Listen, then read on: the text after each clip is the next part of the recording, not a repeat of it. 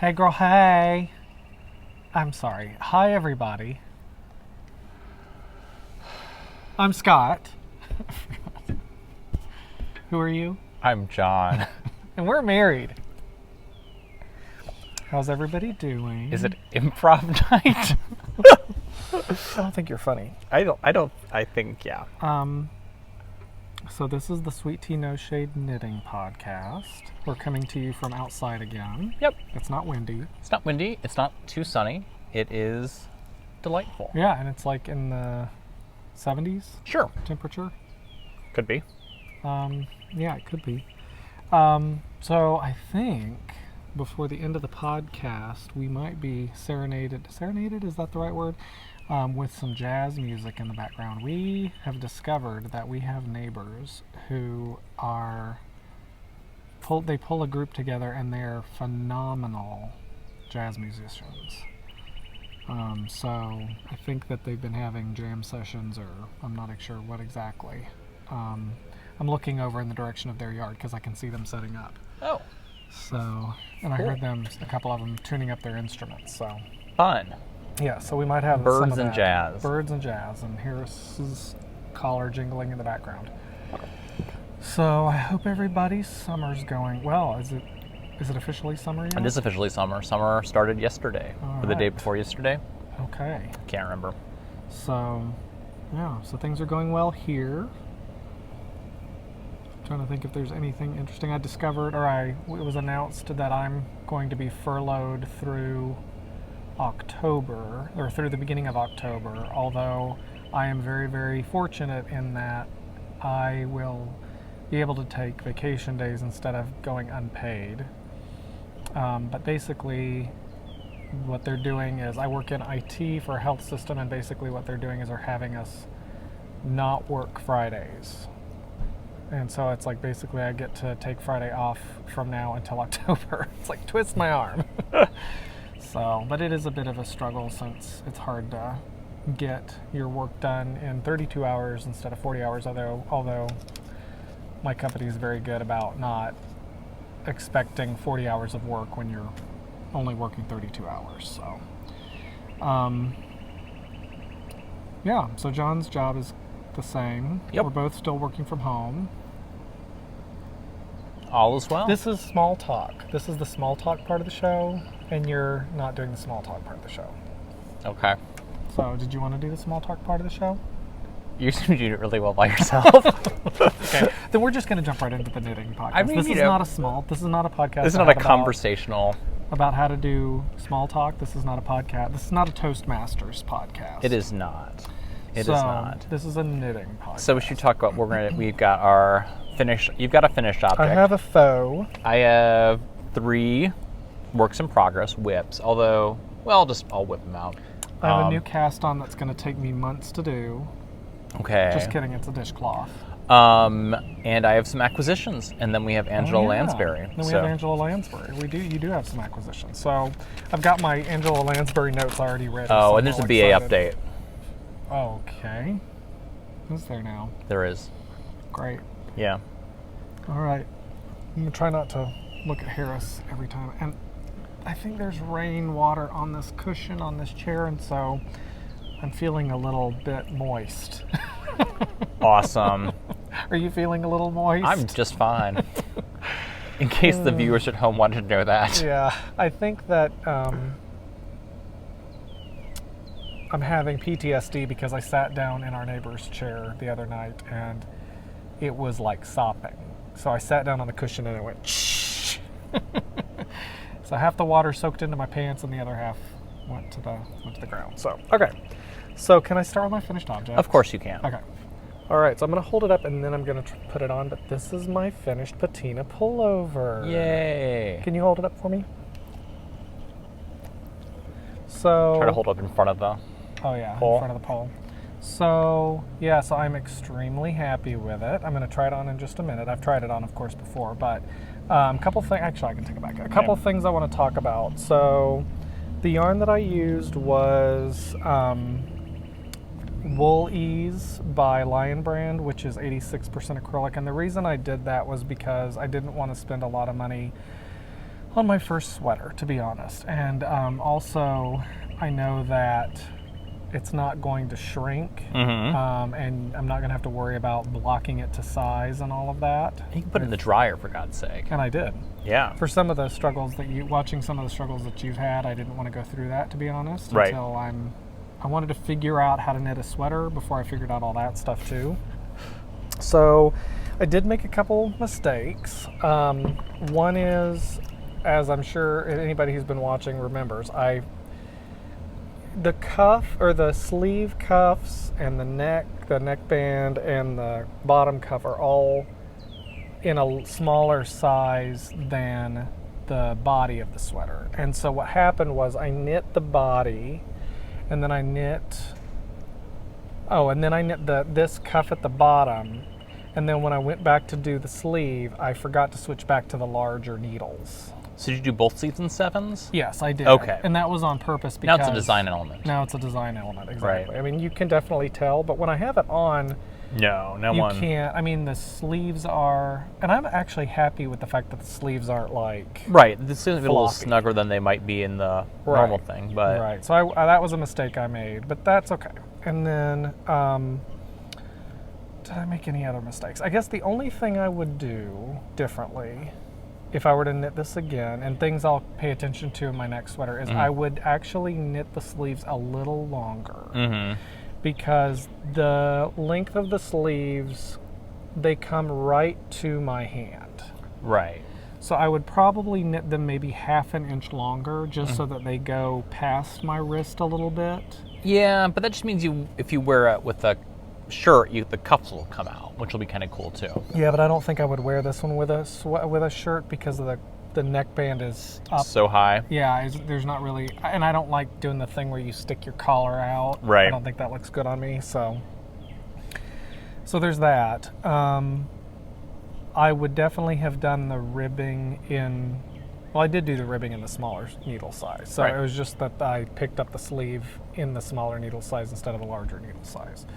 The other thing is, it fits me well, and part of me is like, well, should I have made it with a little bit more positive ease, just so it's a little more roomy? But I think that has more to do with the 10 pounds that I've gained during quarantine. Possibly. So I think because I'm trying to get back on my healthier eating, so I think that weight will probably come off, and then it won't be. Yeah. Then it'll be perfect. And it fits fine. Yeah, it does. It's not like it's skin tight or anything. Right. So, congratulations, you have a sweater. Yeah, I have a sweater. Okay, so I'm going to try it on. All right, so as you can see, I've got a collared polo underneath this, so might be a little weird looking, but it's got plenty of room in it, and it's very comfortable. The sleeves are snug, but I'm okay with that. Yeah, your arms aren't gonna. Yeah, and so I'm just very excited. It's really too hot to be wearing this outside right now. Yes. But I'm excited to wear it. One thing that I'm not sure if I like or not, and I didn't notice this when I looked at the pattern, like the pictures of it in the book, is there's this pearl. It's a pearl. Before every bit of ribbing, there's a row of purl, a row of knitting, and then a row of purl. And so it creates this little, the two purl bumps, basically, with the row knit stitch. And I don't know if I like that. I don't hate it. It makes, you know what it is? It makes it look a little crafty to me. Yeah. You know what I mean? Do you do those are those in the same size as the regular, or do you go down? You know what? You go down. But I went down I did go down. Yeah. So anyway, it just makes it look a little crafty. It's a design element. Yeah. You don't have to love it. So, but it's fine. Yeah. It's just, what was I saying? Oh, the other thing is, happy accident. When I went to pick up the neckband, I somehow started picking up the stitches exactly in the middle of the back. Oh. Without even trying? Without even trying. Huh. Like, how does that happen? Because it's not like it was obvious that that's where I needed to pick them up, because you know, there was nothing to indicate that I just kind of was excited to start picking up the stitches and just started somewhere. And look, I picked it up right in the middle of the back. So that would have been not as attractive if it had been in the front. Right. So I'm glad that that worked out that way. Yeah. So anyway, I threw it in the wash, and then I didn't do it on delicate or anything like that, and I mean, yeah, threw it in the dryer, and it's acrylic. Great. It's acrylic. It does have some wool in it, but not enough that it's gonna right. seize up or felt or anything like that. Right. So that's awesome. Well, congratulations, babe. thank you. You did it. I am definitely going to knit more sweaters. I don't know what my next sweater will be. I need to go through and look at my Ravelry queue. You might have a few in there. Yeah. I don't think I want to do the, what was the one you did? The Tin Can Knits one, the flax. The flax. I don't think I want to do the flax one because, and I already know I don't care a lot for the neck in that one with it being so wide. So I just have to go on my queue and look and see other easier sweaters. For sure. Yeah, so I haven't decided if I'm going to do another acrylic sweater or if I'm going to do wool, or I think I might do one more in acrylic. You know what? You've got that purple. I bought all that Wool of the Andes yarn. I think I picked that yarn for a specific sweater pattern. You should do that then. I should do that then. I forgot about that. All right, so what have you got for us? That's exciting. Well, if we're on sweaters, I'll talk about my sweater because there's not much to it right now, or not much change to it. So this is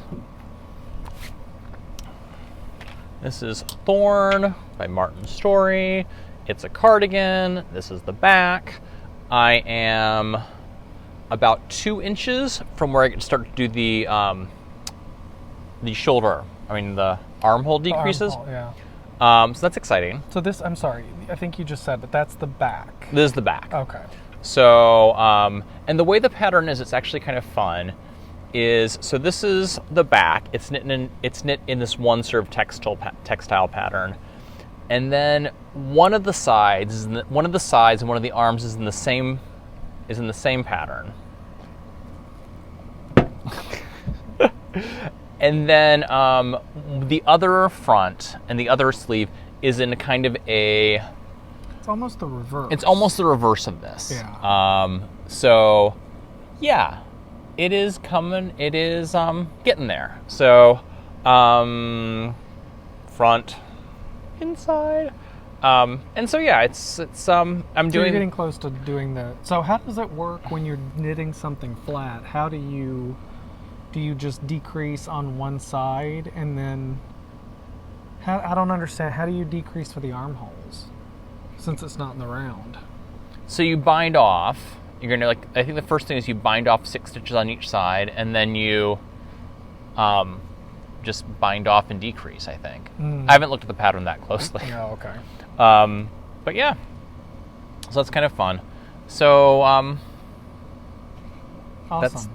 that is moving right along. Again, it's a slow knit because again it's a little laborious, but and that's all Cascade 220. Yeah, it's all Cascade 220. The whatever we're calling the orange today. Burnt pumpkin. Burnt pumpkin. Autumn breeze. I don't know. So Summer's Eve. No. So oh yeah, and I don't think I ever said. So my colorway was mushroom. Mushroom. And the other thing I didn't say is this sweater pattern came from the Rib Magazine.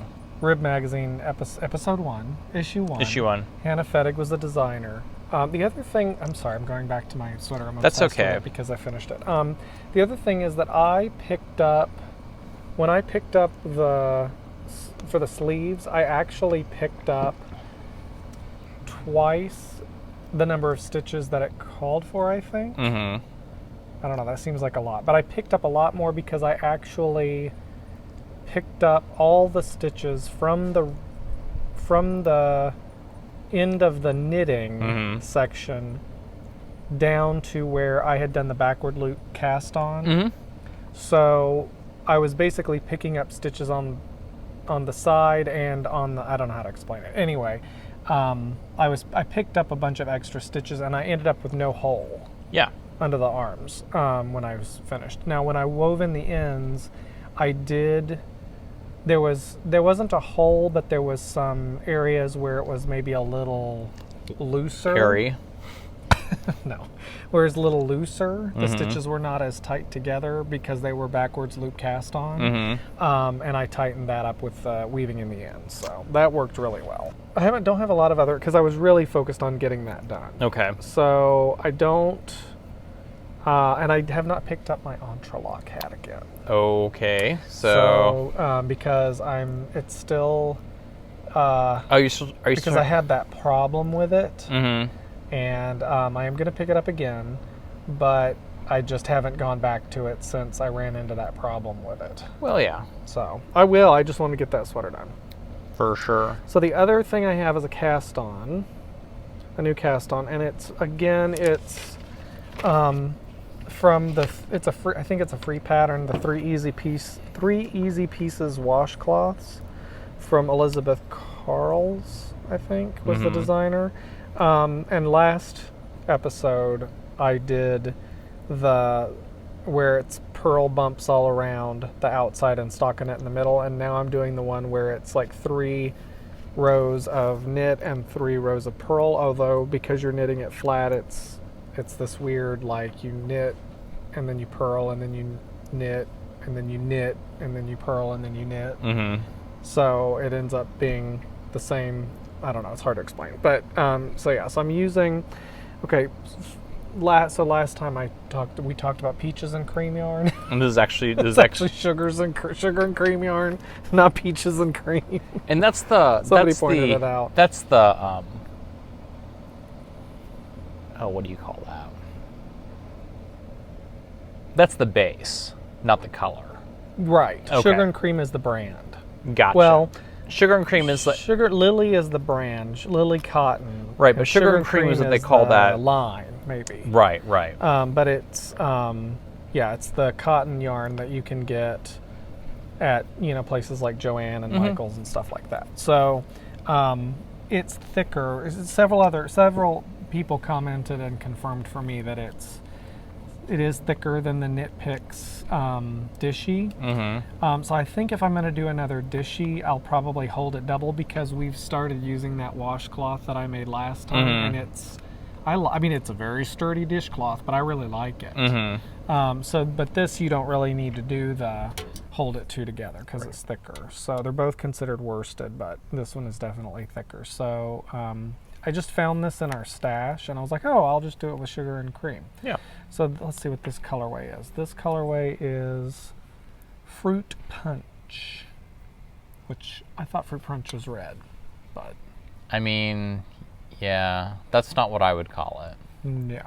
But that's okay. No one asked me. No. It's made in Canada, so maybe this is what Canadians think Fruit Punch looks like. Sure.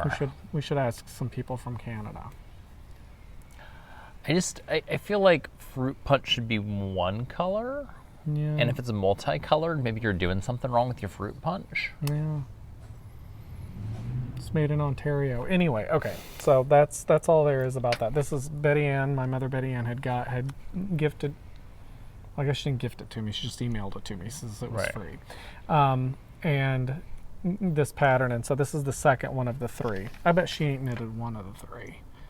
She just finds stuff and enables people. Speaking of Betty Ann, was there an update we wanted to provide? So here's what I've discovered. So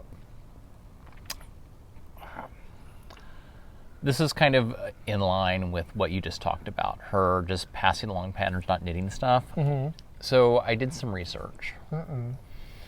And what I've realized is Betty Ann is actually a prolific knitter. Oh. Like, she produces at a rate that you would not believe. Okay. She has a secret handle. I've just never seen it. I know, no. She has a secret handle. Okay. And I'm not going to say it because I don't need to... protect her privacy? Well, I just don't want to... You'll understand why I don't want to encourage her. Okay. So, what she does, she goes into Ravelry, and she finds, like, patterns like that, like the dishcloth. And then she knits them, but she does like pearl. You know when you spell out words in them? Yeah. So like she Intarsia? No. Like where you take the with pearl bumps. Pearl yeah. bumps. She'll take a very nice dishcloth, or like really any pattern. She'll knit it, and she'll post it on Ravelry. And when you look up close, there's just filth in it. Oh my God. Filth. Why doesn't this surprise me? She's so humiliating. I mean, she did a baby blanket. And it's like this innocent little baby blanket. And then you sort of like click on and zoom in and you're like, oh my God. And so what she does is kind of like, this reminds me of like when she was going into the Zooms. She posts, when Zoom had to release, a whole update to Zoom was released because of her. Right. And so, and it's, again, this explains why we don't get anything. I think she's got problems. Well, so anyway, if you notice, so don't ever click on, you won't tell us her handle. handle. I feel like it would encourage her.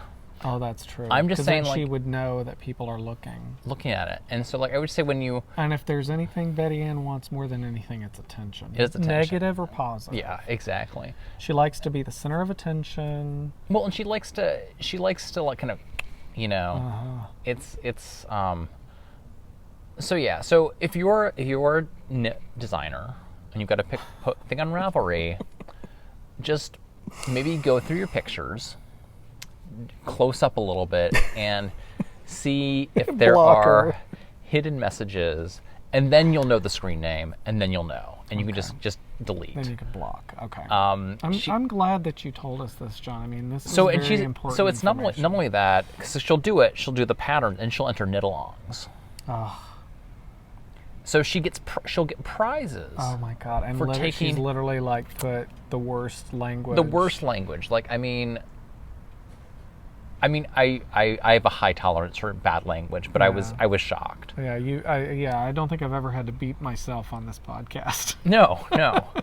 And basically, if you read out her things, it's all you would have to beep every single word. That's why I'm not even saying it. Yeah. So just. That's why we're not saying any. That's why we're not providing any examples, and that's not why we're not saying her handle. It's not that there's no proof of it, and it's not that we're making this up. Right. It's just that we don't want to encourage her. No. But we're on to you, and people just need to be warned. Yeah. If you're doing a knit along, just before you start, I can't wait to see what she's going to enter in our knit along, because I'm sure she's jumped right on that. Well, we know her secret name though, so it's blocked. She's doing that as much as she's doing the Angela Lansbury movie along. Yeah, I know. So anyway, that's what's going on with her. Thank you for providing that service to our community. It solves. It said again, what's she doing all day? Certainly not knitting us anything. Yeah. Or cross-stitching us anything. Right. She's sabotaging. She made a bell pull for Christmas. Yeah. And what was the other thing she did? now, a million years ago? So now I feel like, we talked about her doing a cross-stitch of our logo, and now I'm a little concerned. I know. It's going to have secret subliminal messages all through it. Filth. Pure filth. Let's move on. Anyway, I'm sorry. I can't take it. It is what it 50% is. 50% of my genes are from her, so that worries Nature me. and nurture. Nature and nurture. That's true. Nature and nurture. So. All right. Well, why don't you tell us? It's a wonder you've turned out the way you have. As wonderful as I am. So I will really quickly go through this, because this is another one that I've just been knitting on. This is the sock head cowl. And this is a thanks to our community for pointing this out to you. Yeah. So it's basically a hat right now. Speaking of which, so Cody Knits, the Cody Knits podcast. Excuse me. I just watched his most recent episode, and he, throughout his episode, he is wearing a sock head hat. Okay. And it looks. It's like that. The rib is wider. I think maybe it looks like it might be 4x4 or something like that. Could be. Can't remember, but anyway, it looks, the thing about it, because I'm kind of like, well, why would you knit, like, what's the appeal? Except for, it's a way to use up your sock. Well, it's a light hat. That's the thing. Yeah. Because he's in Atlanta. Right. You don't wear like wool cabley hats. Like you have those. You wear those like one day. Right. So for him, he was just kind of wearing it casually. Yeah. It's an accessory. As an accessory, kind of like a baseball cap or something like that. For sure. So yeah. Anyway. So yeah, this is.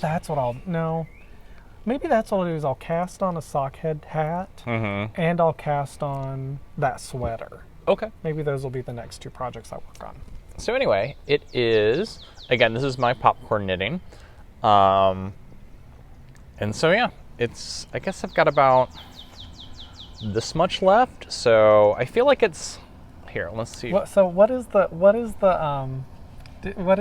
weight of the ribbing? 18 grams. Seriously? I think I wrote it down somewhere. I can't find the pattern. So. Oh, so you can't find where you wrote it down? The pattern's somewhere. I haven't thrown, unless you've thrown it away. I might have thrown it away. You're probably gaslighting me right now. Because you print like 9 copies of every pattern you do, and so I have to collect them all and throw them away. Because I lose them. So anyway, here it is. It'll be, but I think I've got a bit more to go. I want people to submit their guess for how much. What is that? 4 inches? 3 inches? Yeah. Of ribbing in a socket. How many stitches is it? How many stitches is it? Yeah. 1, 2. You cast it on. You don't remember how many stitches it is? It's on the pattern. All the information you need is written on the pattern somewhere. You need to back off. It's somewhere. Somewhere. It's somewhere. So anyway, but yeah, it's just a big tube. Cool. Oh crap. What? Trigger warning. Betty Ann's going to want to take that and make a tube top out of it. It's not for her, is it? It's not for you. This is not for you. So yeah, but yeah, let's see. Like, if you had it right now, it would be a cute little cowl. If I did the room right now. So. Well, and you have to keep in mind, Steffi, who you're knitting it for, is like half my size. So. I know, but she'll look all she'll swim in it. It'll be fantastic. No, I just mean that it's going to be fine. So anyway, colorway is it is Road Trip Sark Yarn, Roadside Wonders, Bishop Castle, Herd of Cats. Yay! And it is a. Did you tell Patrick that we need to put the hands in our logo? Yeah. Okay. Segue. You just can't. I'm just kind of like you get to talk a lot this time because you did all the knitting, and so it's like I got to steal the spotlight. You're working at your small talk. What else have you got for us, John? Well, I don't know. You said you had 3 works in progress. I have 3 works in progress. Are you going to talk about the upcoming one? Yes, I might. Oh, but I thought that. Well, that's not technically a work in progress. That's a future work in progress. A whip. A whip. A FIP. Whip. Actually, it's not really a work in progress. It's just a. I forgot about this one. Oh my gosh, they're for you. This is the project bag inside a project bag. Right. It's like Mr. Rogers' picture. This is the Argyle socks that I'm making for Mr. Asbel Salisbury over here. So yeah, it is almost. So I'm almost to the point where I've got 2 more rows. So the bobbins aren't bothering you, huh? No, but what I am going to do is I've got 2 more, one pass back and forth, and then I'll be to where I get to change colors. So for the next row, the red becomes the gold and vice versa. And so right now I'm using like kind of balls of yarn and 2 homemade bobbins. So, which is a bit of a mess, but less of a mess than it was before. I'm using balls of yarn as opposed to.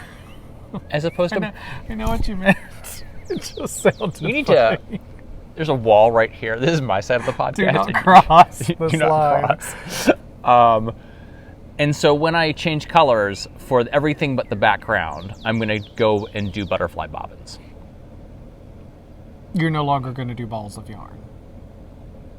You're just going to do bobbins? Mm-hmm. Well, no, for everything but the background, which I'll keep as 2 balls of yarn. But for this and for these, I'll change them to butterfly bobbins.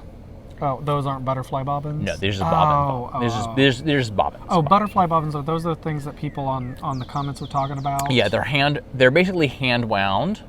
Not hand wound. There's no like cardboard. You just wind the yarn and sort of twist it around itself, and it just comes out really easily. Oh. So yeah. That sounds magical. Yes, it does. So I'm excited. Have you done it yet? Have I done what? Have you made a butterfly bobbin? I have not, but there are YouTube. Well, I'm just curious. I have not. Okay. I will. They look fairly easy. We've spent so much time together. I appreciate you not getting annoyed with me. I am never. Since we spend 24 hours a day together. Never annoyed at you. I love you too much to be annoyed at you. No, I have not made a butterfly bobbin. Why are you asking me if I made a butterfly bobbin? You know what? Like I said last time. This is We're married. My side of the podcast. We're married, and my everyone side of the at the podcast. table, everyone at the table is happy about it. Yes, we are. So yeah. So it goes one more repeat of this, and then the instep, which will be another triangle of the brown Spice Market stuff. And this is all Leading Men Fiber Arts. The gray is called Heirloom, and then the purple and the gold are from a set of minis called Spice Market, which you can no longer get. Oh, really? Yes, because I was thinking about I should just get another set of the minis because in case I run out of yarn, and they are no longer available. Okay. So and it's their showstopper base. Yes, which I think is their sock yarn. Mm-hmm. Yep. I'm looking at the label here. It's 75/25. Yeah. Yes. So yeah, cool. It is getting there. I think I will be done with this. We'll see before the end of the cow. Yes, I forgot this is Entrelac, yes. I mean, this is Intarja, yes. The end of the cow is the end of July, right?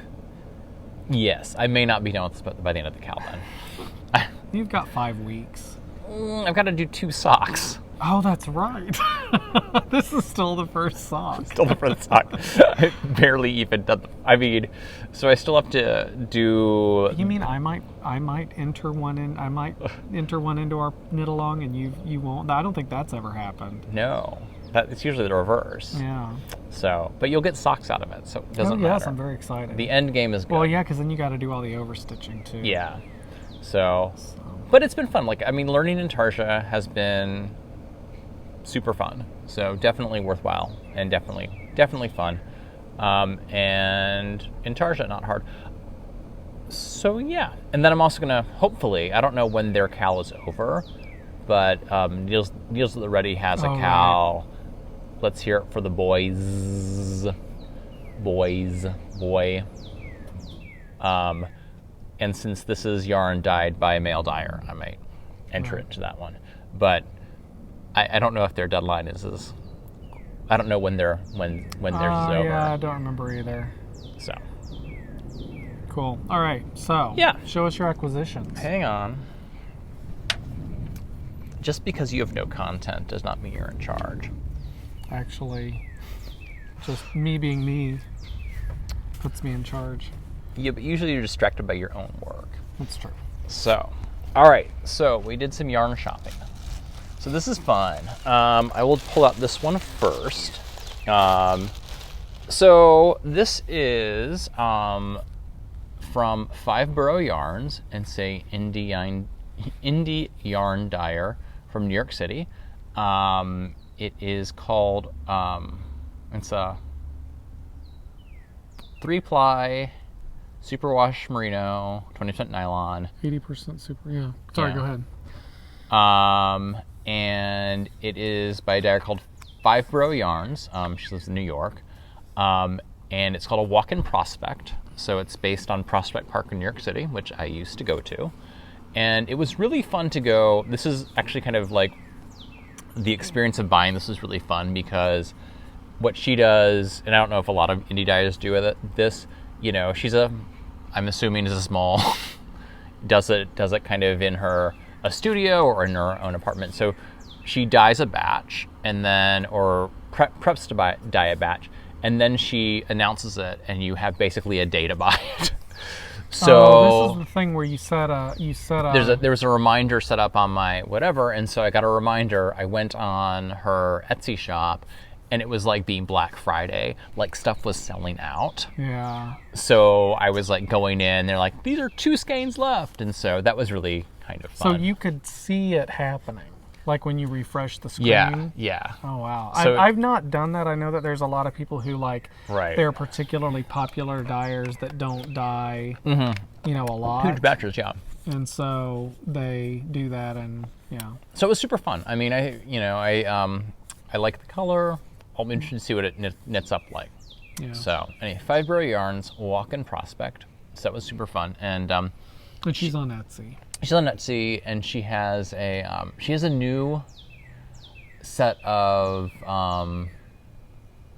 yarns, dyed, new series of yarns that she's dyeing that's like based on like her traveling and stuff like that. It looks really cool. Okay. So yeah, really cool dyer. That's fun. So I don't know what I'll do with this. Probably, I mean, it's sock yarn. I guess I'll make socks. Or I'll let you make socks out of it. Maybe I'll use that to make the sockhead hat. Oh, this would be really pretty. Yeah. For that. And I think that would work with both of our coloring. Sure. Okay, keep going. All right. So then the other one, Rein it in. You're the one who needs to be calmed down too. So this is actually there's another funny story. So this is Urban Girl Yarns. And you just got this today. This came in the mail today. Very fun. So what happened with this one is a couple of weeks ago, we were hanging out with our friends, and I went over, we were getting dinner, and there was a taco truck parked nearby. Okay, I can't wait to hear how this circles back to yarn. Just wait. And so I was hungry, so I walked over to the taco truck, and I put my order in, and while I was waiting for my tacos, I got an Instagram. Of course. And so Tanis Fiber Arts is collaborating with Urban Girl Yarns to do this cowl. And so if you could buy the cowl pattern, which is like arms joined together or interlocked arms. So it's another cowl, and with their yarn. So this will be, so while I was waiting for my tacos to get made, I bought yarn. That'll happen. It'll happen. It's why Instagram is dangerous. So anyway, we'll put up a... Oh, these are... I'm sorry. Go ahead. For some reason, I thought this was sock yarn. Go ahead. No. So this is DK 3-ply yarn, and the colorways are Rocket Man and Kaleidoscope. And so... the base is called Boston. Yes. Which is 100%... Superwash Merino. Superwash Merino. Okay. DK so Wave. I saw Boston on the label, and I didn't realize that. So anyway, the pattern, I just looked it up, is Linked Arms Cowl, and it's a collaboration between Tanis Knits and Urban Girl Yarns. So, and it's basically these two colors knit mosaic into a cowl. So very cool. Yeah. And what were the colorways again? This is Kaleidoscope, and this is Rocket Man. Cool, and she's in Virginia? Raised in the country and died in the city. Virginia local dyer. I would assume so then. Cool. Yeah. Okay, hand me that. I'm really excited. Can I have this? Sure. I want to do the sockhead hat in this yarn. Okay. Well, that's exciting. Yeah. Now let's talk about Angela Lansbury. Sure. The most important. I mean, it's kind of like, okay, I don't know if you're like this, but like when I eat pizza, I eat the pizza like where the cheese and the sauce and the meat, I eat all of that to get to the crust. Oh. Or like when I eat cake, you eat all the bready part to get to the frosting, right? Sure. So for me, I talk about the knitting stuff so that we can get to the Angela Lansbury part. I feel like that's probably how most people are with our podcast. Just kidding. Could be. Just kidding. I'm just teasing. Having said that, Yeah, let's go through our pattern. Okay. So we've established a format where we have our certain questions that we ask, but I think we should do what we do in our book club, which is... Did we finish it?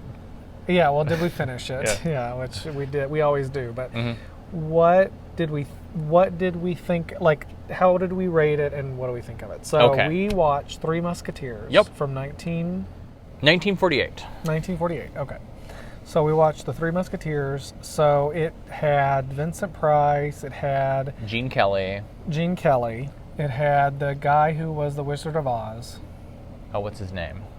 I don't remember. We can look it up. It had Lana Turner. Oh yeah, Lana Turner. And it had June Allison. Oh, she was Constance. Was she the woman that was like skulking around? No. Okay, I'm sorry. We watched this. I forgot, who was that woman with the Joan Crawford makeup skulking around? Nothing ever happened with her. She was Kitty. That was Patricia Medina. No. The woman with the bad makeup. Yeah. That was not the same person as Lana Turner's sidekick. She was like a spy or something, but nothing ever happened with her. Huh. Do you remember that? I do. Maybe it was Kitty with different makeup. I don't know. Frank Morgan was Wizard of Oz. Anyway, we're already going down rabbit holes. That's what Angela Lansbury will do to you. Three Musketeers, 1940, whatever. 8. So I'll let you start. So remind me of the format. What was your general thoughts about it, and what do you rate it? Oh, it was a good movie. I liked it. It was... The Three Musketeers is a good story, so that helps. Gene Kelly is good. I would give it, 3 out of 5 Musketeers. All right. Okay. Maybe 3.5 Musketeers out of 5. Okay. To me, there were 2 movies within this movie. I liked one of them and hated the other one. Okay. So I would give it 2.5 Musketeers. Okay. And the reason for that is I have this thing with all movies that I call the punchy rule. And so whenever there's conflict, whether and it's a fight scene, whether it's people fist fighting or pew pew guns, a gun shootout, or in this case it was swords, any time where there's I wouldn't put like car chases and stuff, or like a big battle. How do you feel about scene. dance numbers? Love dance numbers. Okay. But I think, especially if it's multiple people involved, where you're not really able to pay attention to who's hitting who and whether or not. So this isn't like the duel from Princess Bride you can watch. Right. It's when there's more than a couple people and it's just action, like big fight scenes. It's punchy. My brain shuts off and I don't want to watch anymore. Gotcha. There were like 12 mass sword fighting scenes in this movie. Right. And I literally I. That's what popcorn knitting's for. My screen, the screen went down in front of my face. Like I have no concept. So I liked the parts of the movie where there was talking in costumes. The sword fighting, not so much. Gotcha. Now, when there was the scene where the Three Musketeers it was near the beginning, and they were watching D'Artagnan fight those guys, and it was like the one. I could handle that because it was like you could tell what was going on, and it was like one person. But when it's like everybody going, I don't have no interest in that. Gotcha. So, I would give it 2.5 Musketeers. Now, there are a set of things that we've started tracking. But the scenes where like people were in costumes and like doing arched eyebrows and like saying, "Oh, the queen is in danger. You must." That was fun. And showing the diamonds. Right. Yeah. Okay. The other thing is that I somehow have never seen an interpretation, nor have I read. Now, I've tasted a Three Musketeers. Candy bar. Candy bar. It's a little different. But I've never read nor watched a production of any kind of the Three Musketeers. Okay. So I actually didn't know the story. Gotcha. And I didn't realize there were 4 of them. Well, that's part of the confusing part, right? There's 3 musketeers. There's actually a musketeer in training and D'Artagnan. Yeah. And I knew that D'Artagnan, and I knew their names. yeah. But I didn't realize that, I didn't know the story at all. And it's kind of convoluted. Yeah, I mean, it's Not in a bad way, but I mean, yeah. it's a lot more complex that I thought it was just, to be honest, I thought it was like the 3 Caballeros, the cartoon from Disney. Like, it was just these 3 characters that had different adventures. I didn't realize there was like... It was actually based on a well-plotted novel. Right. Okay, so there are a series of things that we check for. Right. The billing. Like, what billing did Angela Lansbury get? It didn't even. She was like 12th. It doesn't And that was matter. actually appropriate. She was in the movie for about 5 minutes. Right. And this is another example of like, we've developed this weird obsession with Angela Lansbury, but we're doing this movie along mainly because her career is so wide and varied that it exposes us to all these different movies, even if she's in it for 30 seconds. Yep. It's an opportunity to get exposure to these movies that I would never just sit down and say, oh, let's watch the original, Citizen Kane. Manchurian Candidate. Right. So, all right. So, what the other thing was, what age was she in the movie versus what age was she playing? Well, that didn't seem to really apply here. Yeah, because unclear. she's playing Queen Anne. And Queen Anne could be... I mean, we could look it up and figure out. So 48, she would have been 33. 23. So it would have been 25 or 35. What year? 48? 48. She was born in 23, so she would have been 25. Okay, so she was playing the much younger queen. So yeah, that seems okay. Yeah, because the only, I mean, we would have had to go, so I think the movie was set in 1625, so we would have to go out back and figure out how old Queen Anne was in 1625, which I'm really not interested in That's doing super not interesting. Right. So, was there a cat destroyed?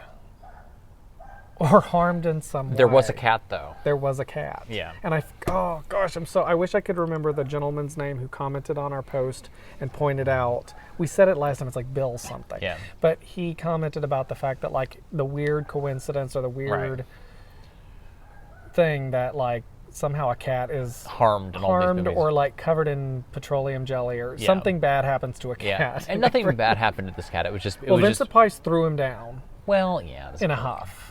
So that Vincent Price had a cat, and then he kind of threw him down on the couch in a huff. So, which you do to our cats all the time. Yeah, so. And that's actually not a bad thing. Yeah. I mean, not as bad as putting them in meat pies. That's true. I wrote, cat destroyed, ?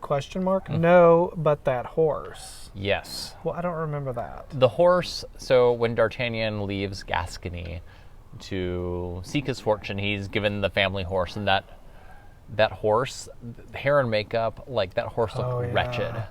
Like it had like a big weird sore on the back of it. It was disturbing to watch. It looked like the cat from Bedknobs and Broomsticks. Yes, it did. It was probably the same makeup department. And everybody laughed at him for having that horse. And so you made the point that yes, Vincent Price is in it, Lana Turner's in it, Angela Lansbury's in it. Yep. Yes, but the real star of the movie are the wigs. Wigs for men. Wigs for men. The wigs for women aren't bad either, but the wigs for men are pretty funny. So, like, Gene Kelly has this really good wig, and then you can tell who is a star and who is not by, like, how good... The lower you got down on the payroll... The crappier male wig was. Eventually, when you get down to the bottom, it's like a Party City wig. Pretty much. Made out of plastic. Yeah. Yeah. So, I wrote Punchy, which we already talked about. And then Vincent Price throws down the cat. Yep. So, all in all, not a bad way to spend a couple of hours on a Saturday. Yeah, we did yet again what we typically do with these movies, where we watched a half of it. Scott fell asleep. Then I took a nap, and then we watched the rest of it. Yes. So, what were some? There were some plot things that I didn't quite understand, and one of them was, and maybe if we went back and read the original, who was the author of this? Alexander Dumas. Dumas, that's right. maybe if I read the novel, it would make more sense, but I don't understand why Queen Anne gave 12 diamonds to Buckingham. Because she was in love and she was tempestuous. Except, like, the problem with that is, like, Angela Lansbury is many things, but she's never tempestuous. No. Like, she's always, you can see the wheels. Tempestuous? Tempestuous? No, impetuous. Impetuous. Tempestuous, Well, tempestuous is like tempest-like. Yeah. Like a storm in a teacup. Well, Yeah. not a storm in a teacup. Yeah, But yeah. a tempest in a Yeah. teacup. But yeah, tempest. But she's so carried away by her impetuous by her passion for this guy. She gives him, here's 12 diamonds. And then, yeah, and I didn't quite understand. She kept referring to them as diamond studs. Yeah. But in the movie, they looked like they're like size of a quarter. Yeah. And they were in a setting. But like, what would you do with those? Because then she talked about wearing them in a dress, and she didn't have time to put them in the dress. Yeah. And I didn't. You would understand. embroider a collar, maybe? I don't know. I don't know. Not So- embroider, but you'd sew them into a collar or Right, something like that. right. They'd be very fabulous. Right. So yeah, so it was. I mean, now we've watched the original Three Musketeers. Well, I don't know if that's the original. It's not the original. It's there are like 8 million versions of it.